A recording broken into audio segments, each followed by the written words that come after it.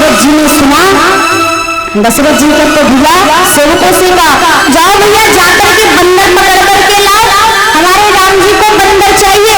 सेवक को दौड़ करके जितने भी बंदर पकड़ में आए सबको पकड़ के ले आए, पूरा महल बंदरों से भर गया।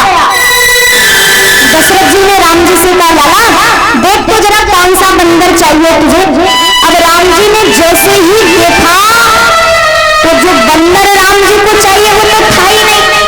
अब सभी से मतलब थोड़े ना है। राम जी कहते, पिताजी ये बंदर नहीं चाहिए। बोले फिर? बोले अभी अभी जो यहाँ पर मदारी का खेल दिखा करके गया है ना, हमें तो वो बंदर चाहिए। दशरथ जी ने सेवकों को बुलाकर के कहा, भैया जाओ जाकर के जो अभी भी मदारी का खेल दिखा करके गया है ना, उनको लेकर के आओ। इधर सेवक दौड़ करके गए। महाराज भगवान शंकर एक तालाब के किनारे बैठे रुदन कर रहे थे, प्रभु क्या आपका दर्शन कभी नहीं होगा? मुझे आपके दर्शन करे बगैर ही जाना पड़ेगा।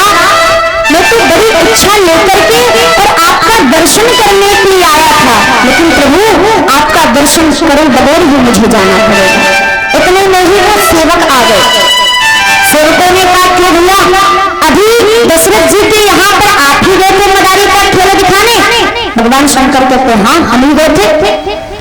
सेवक कहते, बाबा गजब कर दिया, जब से तुम आए हो ना तब से हमारा राघव रोए जा रहे भैया, जल्दी चलो और चल करके हमारे राघव को मदारी का खेल दिखाओ। भगवान शंकर कहते, हमारा एक नियम है। बोले क्या?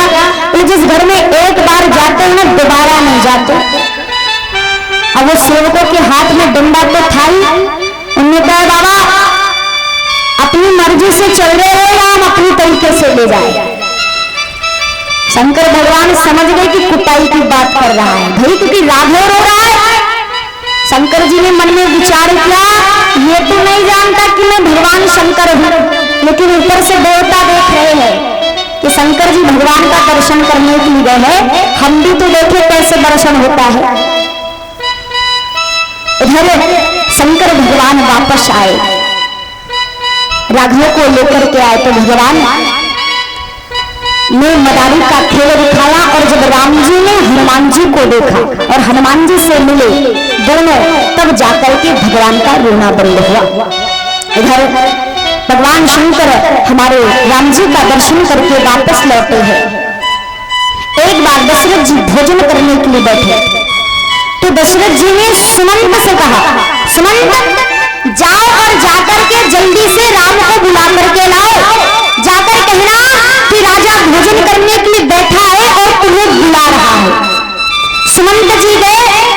भगवान राम अपने सखाओं के साथ खेल रहे थे। सुमंत जी ने जाकर के बोला कि भोजन करात गुनावत राजा,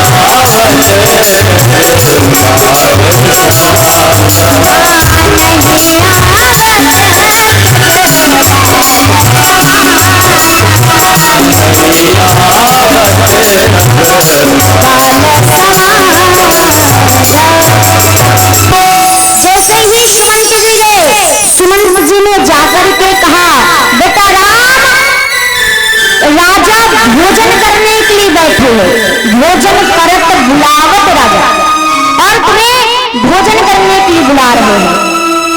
राम जी ने मन में विचार किया कि कौन राजा पैदा हो गया जो महाराजा को आदेश दे रहा है। हाँ, सुमंत जी से गलती हो गई। सुमंत जी को यह कहना था कि राघव तुम्हारे पिताजी भोजन करने के लिए बैठे हैं और तुम्हें बुला रहे हैं। अगर उतना सुन लेते राघव दौड़े दौड़े चले आते, लेकिन सुमंत जी ने कहा कि राजा भोजन करने के लिए बैठा है। राम जी ने कहा, जाओ कह दो उस राजा से कि हम नहीं आ रहे। सुमंत जी आए। सुमंत जी कहते हैं, महाराज मैं तो बुला बुला के थक गया,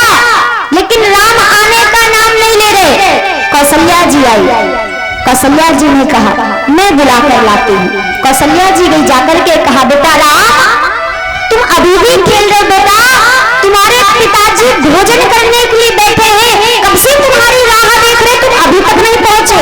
आहा इतना सुनना था। गोस्वामी जी महाराज लिखते हैं कि कौशल्या जब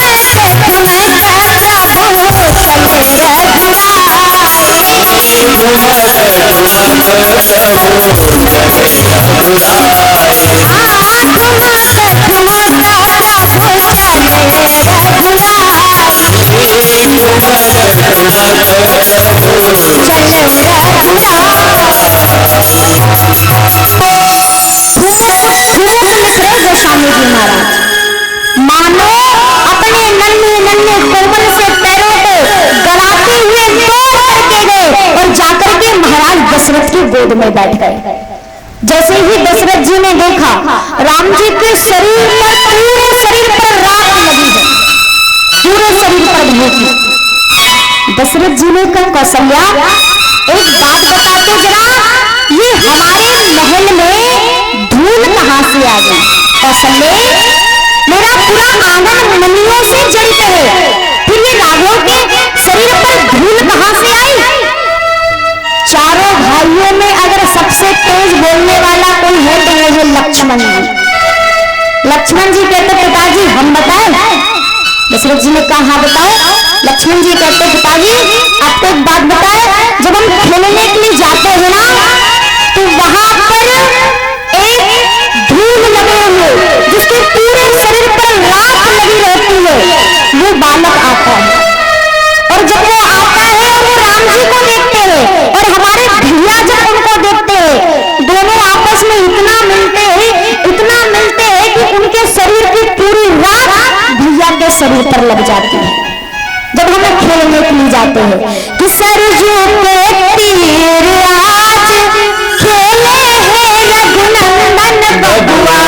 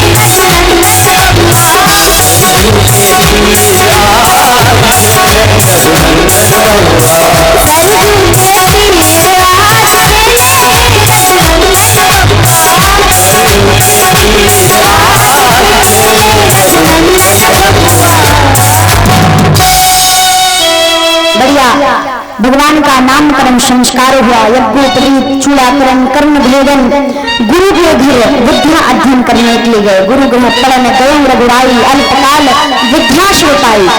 चर्चाएं अनंत। जब विद्या अध्ययन करके वापस लौटे तो इधर बक्सर बिहार में एक बाबा है जिनका नाम विश्वामित्र। विश्वामित्र महामुनि ज्ञानी, वो यज्ञ करते हैं लेकिन निशाचर उनको यज्ञ नहीं करने देते। किसी ना किसी प्रकार से यज्ञ में कोई ना कोई बाधा उत्पन्न कर ही देते हैं। विश्वामित्र जी के मन में विचार आया कि इन निशाचरों का वध अगर चाहते तो उन निशाचरों को विश्वामित्र जी भी मार सकते थे, इतनी ताकत थी विश्वामित्र जी में। लेकिन विश्वामित्र जी ने मन में विचार किया कि व्यक्ति की जब मृत्यु होती है तो उसके कर्म के अनुसार अगला जन्म होता है। अगर इन निशाचरों को मैंने मार दिया तो ये निशाचर मर तो जाएंगे लेकिन तरेंगे नहीं, और मरने के बाद जब इनका अगला जन्म होगा ये पाप कर्म करने वाले फिर पाप कर्म करेंगे। इसलिए इनको मारने के लिए मुझे भगवान को लाना पड़ेगा कि मारने वाला है भगवान, बचाने वाला है भगवान। लेकिन जब और गहरी दृष्टि डालोगे तो राम हमारे पाँव में पापी हो या राम, और आप इसे मर जाते हैं कर कर खोटे काम। भगवान किसी को नहीं मारते, हम अपने कर्मों के अनुसार मरते हैं और अपने कर्मों के अनुसार ही जन्मते भी है। विश्वामित्र जी को आज चिंता हुई कि गाधी तनया माना चिंता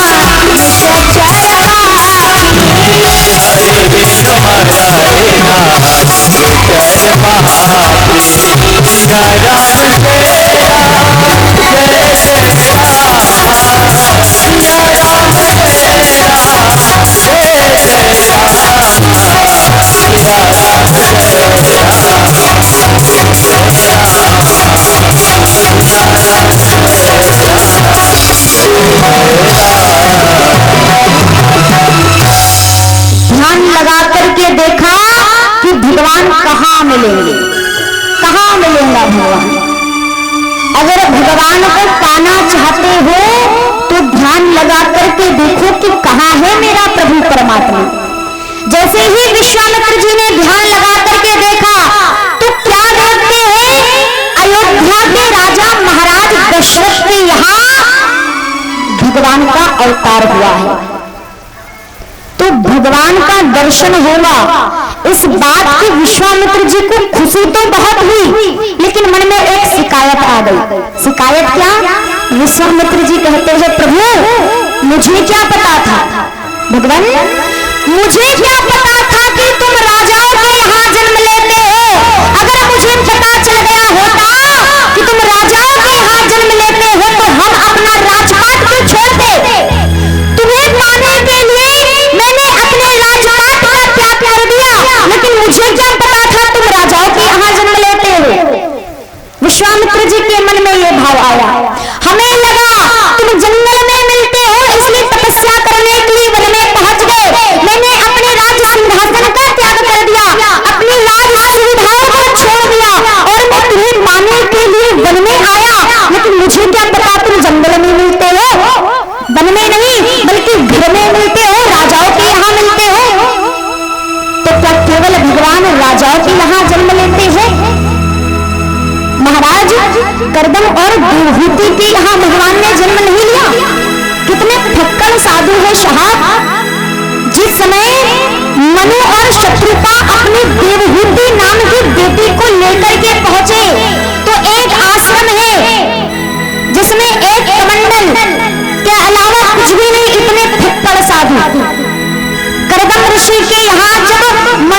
शत्रुपा और देवहूति आई तो करदम ऋषि ने 3 आसन बिछा दिए, 3 मेहमान 3 आसन डाल दिए। मनु और शत्रुपा बैठ गए, लेकिन देवहूति करदम ऋषि के बिछाए हुए आसन पर नहीं बैठी। ये परीक्षा ली करदम ऋषि ने, क्यों? क्योंकि इसमें मुझे पत्नी बनाना है। देवहूति मन में विचार करती है कि इनके साथ हमारे माता पिता हमारा विवाह करने के लिए आए हैं, अगर मैं इनके द्वारा बिछाए हुए आसन पर बैठती हूँ तो मेरा पतिव्रत धर्म भंग हो जाएगा। नहीं बैठी देवहूति, ये परीक्षा थी। पहले के लोग जब अपने बेटे के लिए लड़की देखने जाते थे ना, तो घर की व्यवस्था देख करके समझ जाते थे कि लड़की के अंदर क्या संस्कार है। घर की व्यवस्था देख करके जब बेटी चल करके आती थी तब ही पता चल जाता था कि क्या सिखाया है। धैर्यता से चलना चाहिए। जब बोलती है तब पता चल जाता है कि कहीं वाणी कर्कश तो नहीं निकल रही है। ये कुछ परीक्षाएं होती थी और बड़े बुजुर्ग बड़े आसानी से समझ जाते थे कि माता पिता ने कैसे संस्कार दिए हैं। जब भोजन की थाली लग करके आती है तब ही पता चल जाता है कि क्या सिखाया है। 2 चपाती रोटी सीधे हाथ पर आनी चाहिए, पानी उल्टे हाथ पर, थाली में वो सुंदरता होनी चाहिए। ला करके रख दी उल्टे हाथ पे रोटी, अब घुमाओ उसको, हो गया कल्याण। ये कुछ संस्कार है। पहले ये सब देखा जाता था और आजकल देखा जाता है चमड़ा। चमड़ा गोरा होना चाहिए, बाकी चरित्र कैसा हो, चित्र बस चाहिए सुंदर। चरित्र से कोई लेना देना नहीं, संस्कार है अथवा नहीं है, लेकिन चमड़ा गोरा चाहिए। जब भी अपने घर बहू देखने के लिए जाओ तो रंग मत देखना, रूप मत देखना, लेकिन संस्कार जरूर देखना कि वो संस्कारी है अथवा नहीं है। हमने सुंदर देख करके तो घर ले आए, सुंदर बहू दिखने में बड़ी सुंदर साहब घर ले आए, आते आते 4 महीने बाद उसने अलग डेरा जमा लिया और कर ली पहचान। सुंदर संस्कार माता पिता को अपनी बेटियों को देना चाहिए। बहुत से लोग कहते हैं कि अपनी बेटी को क्या सिखाए, क्या संस्कार देना चाहिए। जानकी जी को मीना सुनैना ने संस्कार लिए थे, सास ससुर गुरु सेवा करें। सास की, ससुर की, गुरु की सेवा करना ज्यादा बड़ी बात नहीं करती। जैसी बहू तुम अपने घर में चाहते हो, जो इच्छाएं बहू से रखते हैं कि हमारे घर जब बहू आएगी तो हमारी सेवा करने वाली होंगी, सास ससुर की आज्ञा मानने वाली होंगी, जो इच्छा अपनी बहू से रखे हो ठीक वैसे ही संस्कार अपनी बेटी को दे दो। आज का हर व्यक्ति चाहता है कि मेरी बेटी ससुराल में जाकर के मालकिन बन करके रहे। अच्छी बात है, अच्छी सोच भी है, लेकिन ऐसे पहले अपनी बेटी को संस्कार दो कि जैसे तुम हमारे यहाँ पर हमारी सेवा करती थी, आज से सास ससुर को ही अपने माता पिता समझकर, उस घर को ही अपना घर समझकर सेवा करनी है। भगवान केवल राजाओं के यहाँ जन्म नहीं लेते, उन देवहूति और करदम ऋषि के यहाँ भगवान ने अवतार लिया। महाराज दशरथ को घर में मिल गए, केवट को गंगा के घाट पर मिल गए। भगवान घर में भी मिलते हैं और घाट पर भी मिलते हैं। भगवान मिलते उन्हें नहीं है जो घर के है ना घाट के है। घर ही के रह पा रहे महाराज, ना घाट ही के रह पा रहे। विश्वामित्र जी चले, अब जैसे ही बिहार से चले, बक्सर से चले भगवान से मिलने के लिए, तो मन में सुंदर भाव, भगवान से मिलने के लिए जा रहे हैं तो मन में सुंदर भाव लेकर के चले। जब भी भगवान की कथा सुनने के लिए जाओ तो मन में सुंदर भाव। कल तो भगवान की जन्म की कथा हुई थी, आज ना जाने कौन सा प्रसंग होने वाला है। ऐसी सुंदर भाव लेकर के जब मनोरथ में रथ पर बैठ करके हम कथा सुनने के लिए जाते हैं तो उस कथा में ही अमृत बरसता है। विश्वामित्र जी गए, इधर महाराज दशरथ जी को पता चला, मुनि आगमन सुना जब राजा, मिलन गयों में विप्र समाजा। अकेले नहीं गए, अपनी पूरी प्रजा, अपनी रानियों को साथ लेकर के गए। जाकर के विश्वामित्र जी का सम्मान किया। जब भी हमारे घर कोई अतिथि आवे, कोई मेहमान आवे, तो हमें उनका सम्मान करना चाहिए, स्वागत करना चाहिए। जब हमारे घर कोई मेहमान आवे ना, तो 3 बातों का ध्यान रखना चाहिए। 2-3 ऐसी बातें हैं।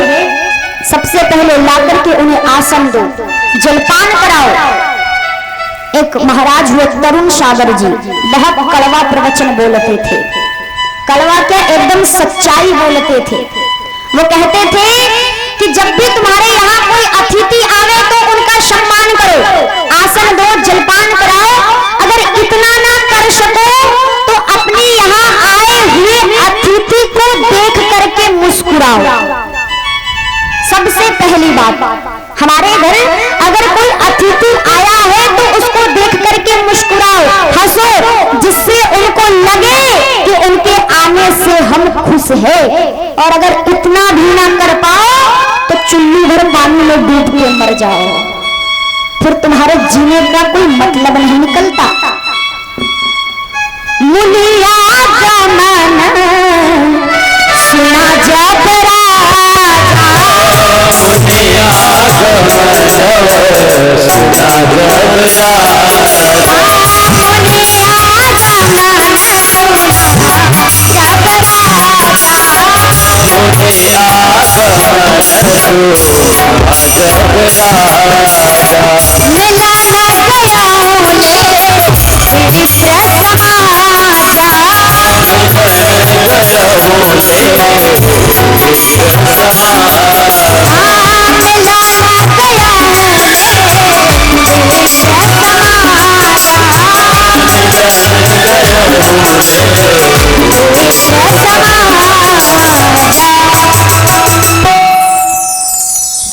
बहू का मतलब जानते हो? बहू का अर्थ होता है जो बहुता में सम्मान करे, बहुता में मीठी वाणी बोले। अपने घर आए हुए अतिथियों का जो बहुता में सम्मान करे उसको कहते हैं बहू। देवरानी, देवरानी का अर्थ है देवों के घर से भेजी हुई रानी, जिसको कहते हैं देवरानी। और उसके आने से तेरी जय जय कराने की ठानी और तू बन गई, जोर से बोलिए, जेठानी। हमारे हिंदू संस्कृति के संबंध देखिए कितने प्यारे हैं साहब। वो देवों के घर से चल करके आई और तुम्हारा मान बढ़ाई, तो आपस में प्रेम होना चाहिए कि नहीं? बढ़िया सम्मान हुआ, चरणों को पखारा, जलपान कराया, विविध भांति भोजन करवाया, विविध भांति से भोजन करवाया। इसके पश्चात इधर मैया कौशल्या जी को जब यह बात पता चली कि बाबा विश्वामित्र जी का आगमन हुआ है, मैया कौशल्या जी के पैरों तले जमीन खिसक रही। मैया कौशल्या रो रही है। दशरथ जी ने जाकर के पूछा, देवी आप रो रही हो, रोने का कारण? कौशल्या जी होकर के कहती है, स्वामी मैंने जिस समय बाबा वशिष्ठ जी ने मेरे बेटे का नामकरण किया, उस समय मैंने बाबा वशिष्ठ जी से कहा था, गुरुदेव मेरे राम के नाम में लगाना है तो राम प्रकाश लगा दो, राम भानु लगा दो, राम सिंह लगा दो, लेकिन मेरे बेटे राम के नाम में चंद्र मत लगाओ, क्योंकि हमारे वंश में चंद्र सूट नहीं करता, हमारे वंश में चंद्र सूट नहीं करता। लेकिन गुरुदेव ने मेरी एक नहीं सुनी। एक समय हमारे यहाँ राजा हुए जिनका नाम हरिश्चंद्र, जब उनके नाम में चंद्र लगा था तभी यहाँ बाबा आया था और उन्हें कठिन परीक्षा देनी पड़ी। अपने परिवार के साथ, अपनी पत्नी, अपने पुत्र के साथ काशी के बाजार में बिकना पड़ा। और आज जब मेरे बेटे राम के नाम में चंद्र लग गया, फिर ये बाबा टपक पड़ा है, न जाने अब क्या बोलने वाला है। मैंने गुरुदेव से प्रार्थना करी थी कि मेरे बेटे राम के नाम में चंद्र मत लगाओ। इधर विश्वामित्र जी मन में विचार करते हैं कि जिस कारण मैं आया हूँ, मैं भगवान का दर्शन करने आया हूँ, लेकिन अभी तक भगवान का दर्शन नहीं हुआ। जैसे ही विश्वामित्र जी के मन में भाव आया तो भगवान ने अंदर से आवाज लगाई, अंदर से, बाबा जिस समय तुम अपनी धरती से चले थे तो तुम्हारे मन में क्या भाव आया था कि अगर मुझे पता चल गया होता कि तुम राजाओं के यहाँ जन्म लेते हो तो अपना राजपाट क्यों छोड़ते? हाँ, राम जी कहते हैं बाबा तुमने अपने छोटे से राज्य का त्याग किया, छोटे से राज्य का, उसका परिणाम यह है कि आज महाराज चक्रवर्ती सम्राट दशरथ तुम्हारा सम्मान कर रहा है। अकेले नहीं, अपनी पत्नियों के साथ, प्रजा के साथ। बोलो फायदा हुआ कि घाटा? विश्वामित्र जी कहते फायदा भाई, अगर मैं अपने छोटे से राज्य का त्याग नहीं करता तो आज मुझे दशरथ जी का सम्मान करना पड़ता। क्यों? क्योंकि दशरथ जी चक्रवर्ती सम्राट है, लेकिन छोटे से राज्य का त्याग करने का परिणाम यह है कि आज चक्रवर्ती राजा मेरा सम्मान कर रहा है। फायदा हुआ। अच्छा, दूसरी बात क्या आई थी तुम्हारे मन में? विश्वामित्र जी कहते यही बात कि अगर मुझे पता चल गया होता कि तुम राजाओं के यहाँ जन्म लेते हो तो मैं अपना राज सिंहासन क्यों छोड़ता? हाँ, भगवान कहते बाबा ध्यान से देखो, जिस आसन पर तुम बैठे हो ये कोई साधारण आसन नहीं है, ये चक्रवर्ती महाराज दशरथ का सिंहासन है, ये दशरथ जी का सिंहासन है। बोलो फायदा हुआ कि घाटा? विश्वामित्र जी कहते फायदा भाई, मैं चक्रवर्ती के आसन पर बैठा हूँ, अगर राज्य का त्याग नहीं करता तो नीचे बैठना पड़ता मुझे। फायदा।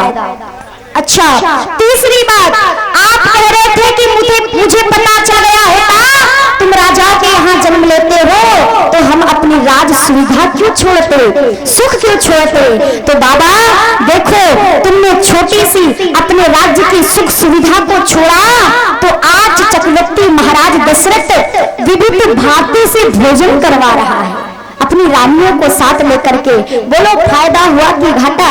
दशरथ जी, विश्वामित्र जी कहते फायदा। भगवान कहते कि जो कुछ भी तुमने छोड़ा है उसके बदले में मैंने तुम्हें लौटा दिया, अब ब्याज के बदले में तुम्हें दूंगा। परिणाम भगवान आ गए। चारों भाइयों ने विश्वामित्र जी के चरणों में प्रणाम किया। अब जैसे ही विश्वामित्र जी ने राम जी को देखा तो विश्वामित्र जी की समाधि लग गई और इधर मैया कौशल्या जी के पैरों तले जमीन खिसक गई। ये बाबा तो मेरे राम को ही घूर रहा है, न जाने अब क्या बोलने वाला है। कौशल्या जी कहती स्वामी हो गया प्रणाम, बच्चों को वापस बुला लो। राम और लक्ष्मण, भरत और शत्रुघ्न, दो को इस तरफ और दो को इस तरफ खड़ा कर लिया। विश्वामित्र जी से दशरथ जी ने पूछा, कहो तुम्हारा आगमन कैसे हुआ, किस कारण आगमन हुआ? विश्वामित्र जी कहते देखो वैसे तो मेरी हिम्मत नहीं थी बोलने की, पर अब तुम पूछ रहे हो तो बता देता हूँ। मैं यज्ञ करता हूँ, लेकिन निशाचर मुझे यज्ञ नहीं करने देते। चर्चाएं अनंत। दशरथ जी ने कहा मांगो, क्या मांगना चाहते हो, क्या चाहिए यज्ञ के लिए? धन चाहिए, धनी चाहिए, दान में